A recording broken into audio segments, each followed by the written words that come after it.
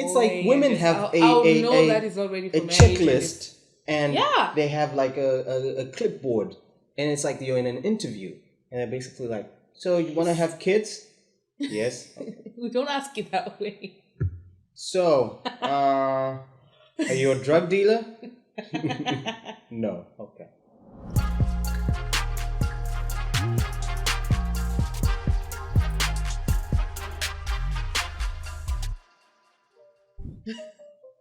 Hi guys. Hi guys. Welcome to Lounging with TK and Ru. Ru. I was about to say your line. Really? Okay. You can share my line. It's okay. Hi guys. Thank you so much for subscribing to our channel. Thank you for commenting, and we really appreciate the support. You have no idea. Means a lot. Like we always say, it does. It means a lot. So thank you so much. Thank you for subscribing to our channel, for spreading the word. Thank you for liking our videos, and please remember to click on the bell to get post notifications whenever we post a new video. Subscribe. Yeah. Write comments. Click on the like. All that. So we're gonna get into today's video, I guess. Yes. Without further ado. All right. We So say that every video. here we go. All right.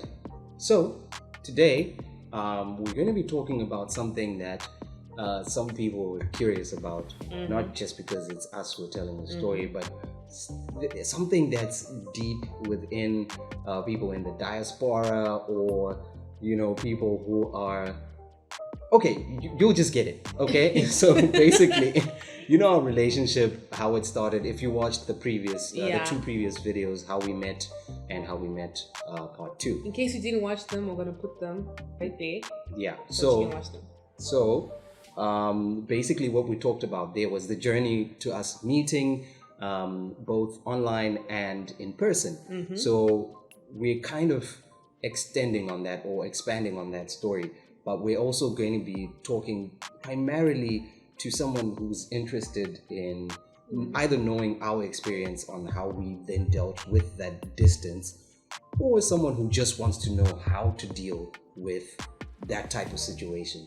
Whether it's someone who's in a different neighborhood or in a different city or in a different country or whatever the case may be. So because a lot of people think that long distance relationships don't work. Like there are a lot of people who are so skeptical about it and they stay away from it.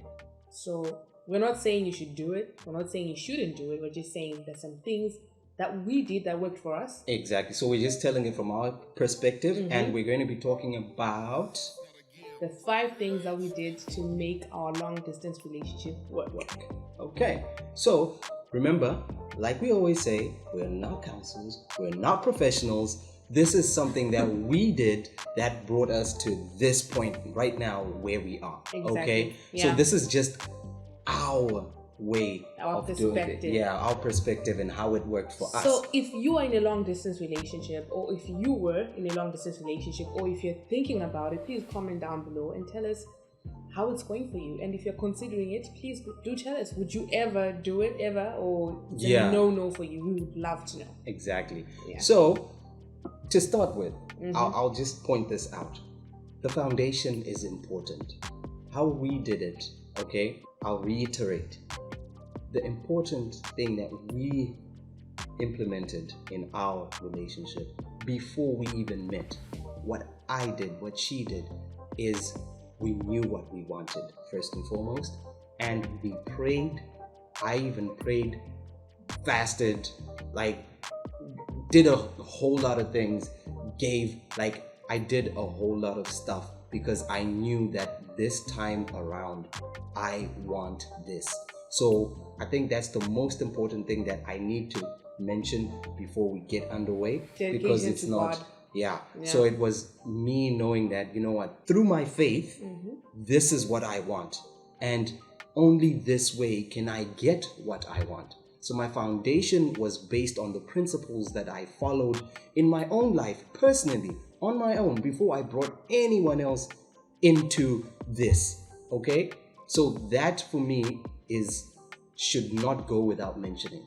It's as important to me as being here in this relationship, because without that, then we're simply babbling, or we're simply rambling, we're simply just saying stuff. I think that's what made us really connect, because like I said, I mentioned this in a previous video, that I wrote a letter to God. I wrote everything that I wanted in a man, and I got that a few months later. So I feel like we believe that connecting with God is really important when you're making such a very big life decision. Yeah, so it shouldn't only come when you want to make the decision. This should be a lifestyle before. What worked for me, what worked for her, is that we had a pre-existing relationship where I knew the fundamentals of how prayer works, how wanting something works. So it's more or less like however you function is going to pay off for you. Okay, it's a fundamental truth in life. However you function, where you feed into, or what you feed, if it's a habit, if it's a lifestyle, that lifestyle is going to pay you back, whether it's positive or negative. Yes. So that's where I wanted to like bring clarity as to how we functioned, how we got to this place, and then moving forward, so that everything else that we're going to say is reliant on that foundation. Everything we then did afterwards relied on our foundation in belief and in prayer and in God. Okay, so I know I rambled a lot, but it should have gone without saying. So we're going to kick it off with number 1. Take it away. Extreme communication. Excessive, extreme, like to the point where you feel like, oh man, what does this person want? Like, we were always online. Yeah, so it's basically like this. She knew what time I went to work. I knew what time she went to work. So we pretty much, it's like I was waking up with her. That's basically what we're saying. I knew her business, she knew my business. We even knew each other's wardrobes. Yeah. Like I'll be like, oh, why don't you wear that top? Oh, what happened to that skirt? You don't wear it that much these days. So we were in each other's business so much, to the extent that it actually felt like we were living in the same place. House. Yeah. Pretty much. We'd cook together. Yeah.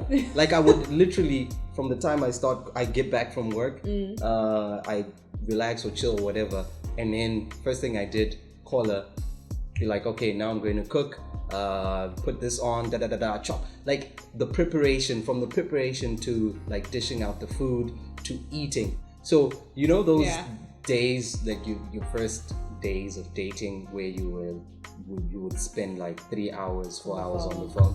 Yeah, we literally lived through that. Yeah, for a long time. We would do 3 a.m. phone calls. Like they would last up to 3 a.m. Yeah, so pretty much what we're saying is we were in each other's lives, even if we were 4,000 k's away, like apart, but we still maintained that communication, that we didn't miss each other.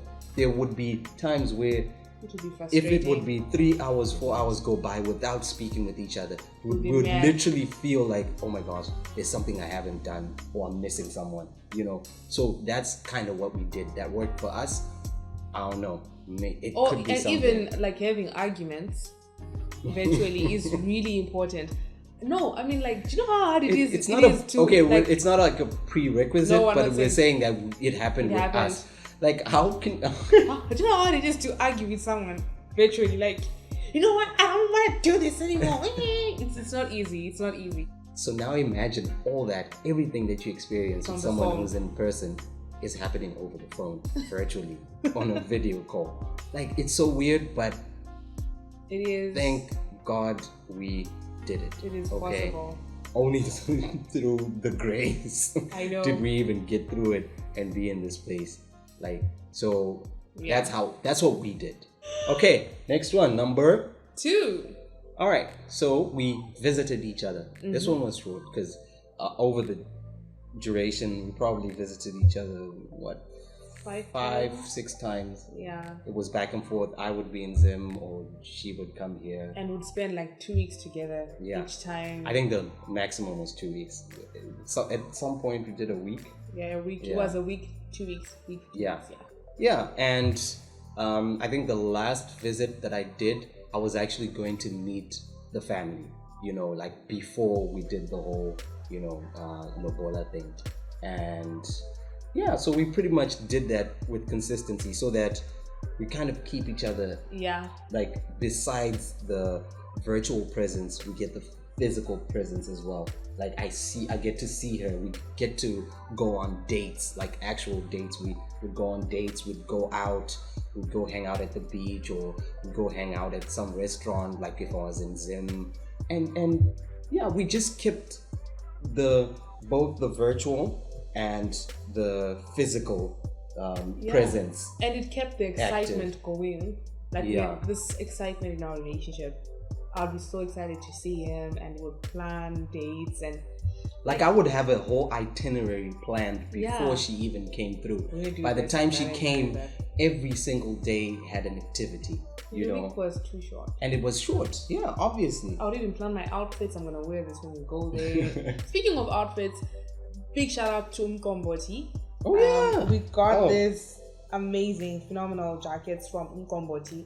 You can check the link down below in our description. Mqomboti Africa, okay? Because I know he'll kill us if we miss Mqomboti Africa. Yeah, it's Mqomboti Africa. These are dope jackets, especially in winter, because like they're warm. Like you wouldn't believe. Like the lining is so soft and stylish at the same time. Like, this is so dope. And it's got this inside pocket. I actually hadn't realized I can like put my phone in and there. Pockets, side pockets. So you can check, you can go in the link in our description box, and you can go and get any design you want, any print you want. Like we chose these prints. Yeah. So they do African print primarily, right? Mm-hmm. That's their signature.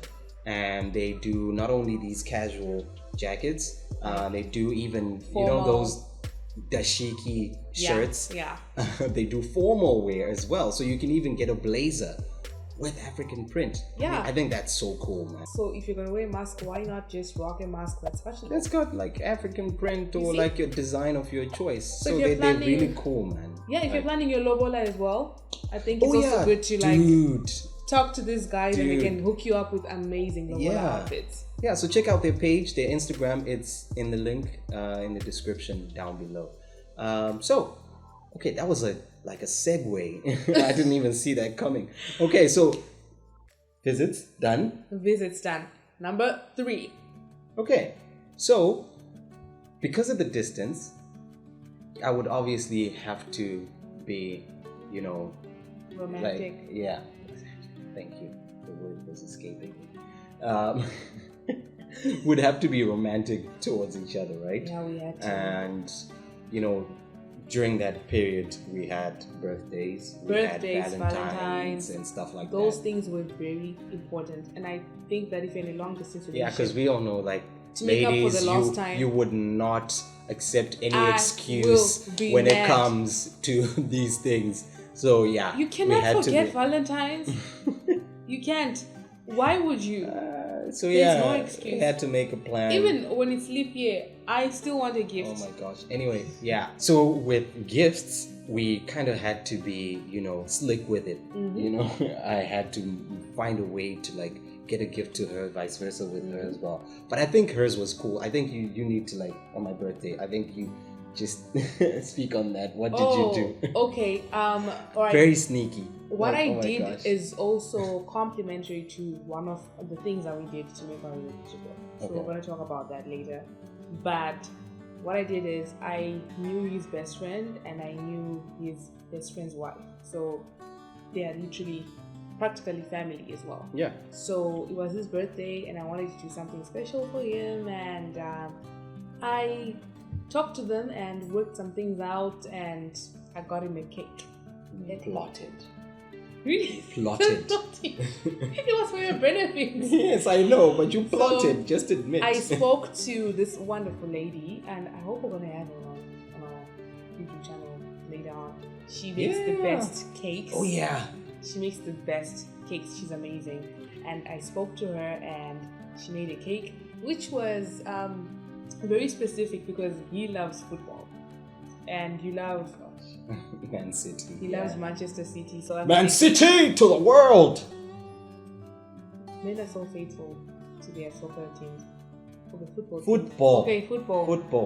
We're not in America yet. So yeah, I got him a cake and I made sure that no one told him. until the birthday came. And, well, they surprised him. I wasn't there, but they did, and he was very happy. It was like the sweetest thing you've ever seen. Imagine it's your birthday, you've just wished each other happy birthday over the phone, and all of a sudden you are invited to this place, and you get there, and there's a cake with your name on it. Like, imagine Aww. the surprise. I know. Babe. I'm amazing. Anyway, so before we ramble on about these, just know that... and him. I remember it was our first Valentine's Day, and I thought, well, he's not here, and I'm talking to this guy on the phone. Ugh. And, well, my friend, I used to knock off earlier than my friend, and then she came later on, and she had a gift. I'm like, oh, so did someone get you a gift? And who's the secret admirer? She's like, no, it's yours. It's from your man. I'm like, when did you talk to? Well, you plotted as well. So we used to plot, and we used to surprise each other, and it really, really worked. Yeah. So those things, because I know, not to exclude men from this, but I know women appreciate gifts so much. And oh my gosh. I think that's universal. Okay, everyone. Do you know how I love that message on my phone? I used to love that message on my phone. Oh gosh. Anywho. So on to number 4. So this one, she touched on it a bit, and we even spoke about it in one of the other videos, right? Yes. Yeah. And so that's having accountability, in the relationship. So whether it's friends or family that know about the other person. So can I just, for example, say something? Listen, when you're in a long distance relationship, a lot of people are going to tell you that this is not going to work, because a lot of people are skeptical about this, and a lot of people have tried to do this and it didn't work for them. Yeah. So you're going to have a lot of voices, people telling you that this is not going to work. I think you're going to start doubting yourself. So it's really good to write your own story and to have people who are accountable, because the people who are close to you and who really care about your happiness are going to try by all means to protect your heart and to ensure that whatever you're protect you physically, because what if that person wants to kidnap you? I'm kidding. You're so dark. That's not really... Okay. Oh, no. I just went dark, like...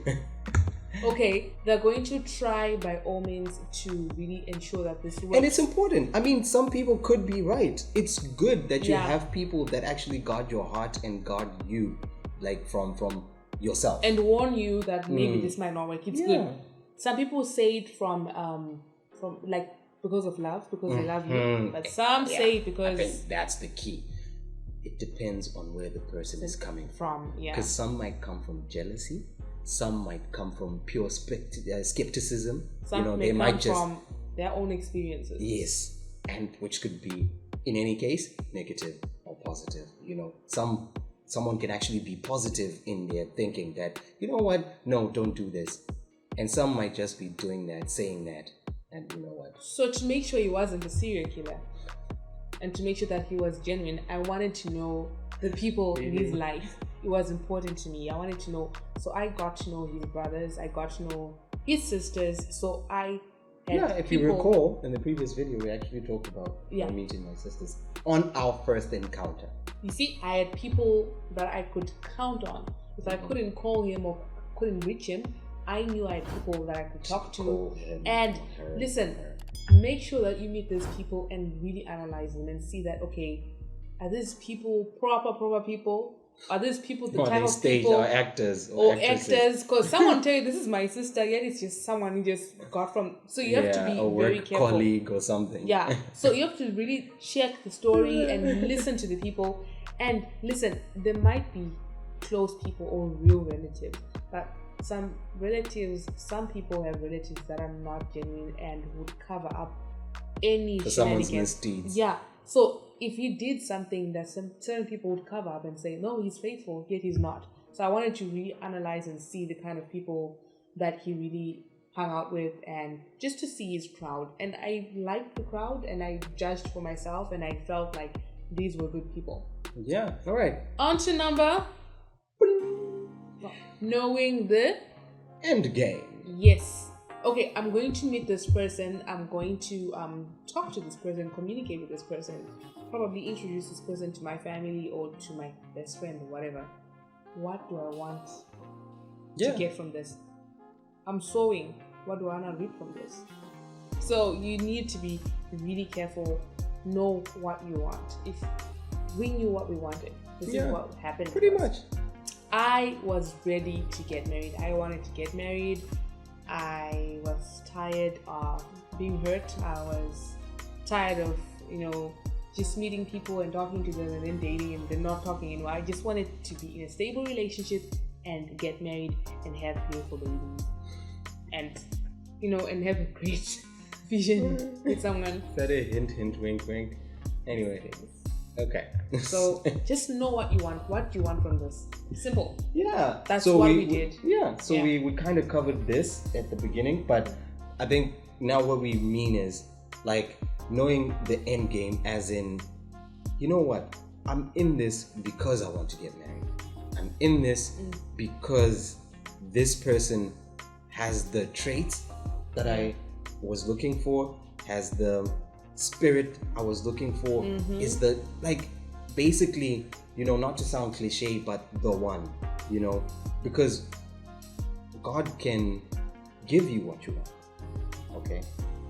But it has to be for your own good at the end of the day, because He's not going to grant you something that's going to be your detriment, okay? I think that's important. He's not going to give you something that will harm you in the long run. And you should have conversations about the future when you're dating. And this is how I tested him. I'll be like, when I have kids, and then I would wait for his response. Scheming, plotting behind my back. I don't think we're having a normal conversation. I knew that he would say that I don't want to have kids yet. Like, I'm just thinking of just. It's like women have a checklist, and they have like a clipboard, and it's like you're in an interview, and they're basically like, so you want to have kids? Yes. We don't ask it that way. So, are you a drug dealer? No. Okay. If we don't ask, we always get people have been let down. We know women who have dated married men and they didn't know. Okay, I know I'm clowning and everything, but she has a point. Like, sneaking these things in for her, in her case, she would slip them into conversation, like sly and sneaky. But the response I would give would tick some boxes, and that helped her make a decision that, you know what, I love this person, and I really would want to spend. I talked to some guys, you'd be like, when kids, where would you want to take your kids? You'd be like, I don't think about kids, maybe in 20 years. I'm not ready for that. In 20 years, are you going to be alive? You don't know that. You need to really, that's not good. Okay, so that's the list. And as we were saying, as long as you're deliberate, as long as you know what you want and why you're doing what you're doing, the thing is this: as long as your foundation has been set, whatever comes afterwards is going to rely on that foundation. It's like a building with a shaky foundation will collapse because whatever you pile on top of it is not going to be sustained or maintained by that foundation. Same with this.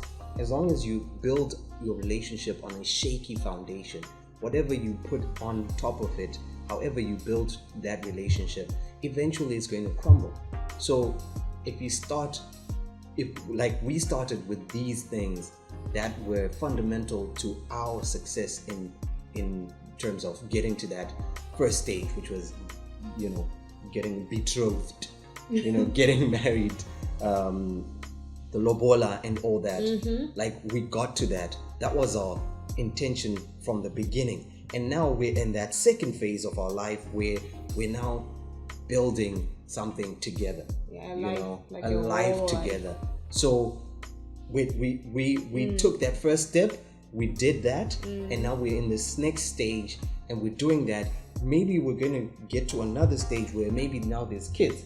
Now we're on the stage of being parents, and maybe at the same time it's careers or whatever.